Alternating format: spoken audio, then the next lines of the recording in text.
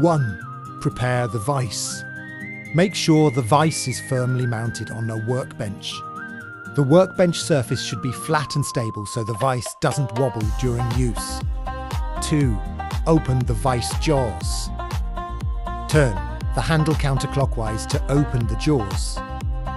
Open it just enough to fit the workpiece. 3. Position the workpiece. Place the object you want to hold between the jaws. Ensure it is centered and level for even pressure. Avoid clamping at the edge of the jaws to prevent slipping. 4. Tighten the jaws. Turn the handle clockwise until the object is held securely. Do not over-tighten to avoid damaging the surface, just enough so it won't move during work.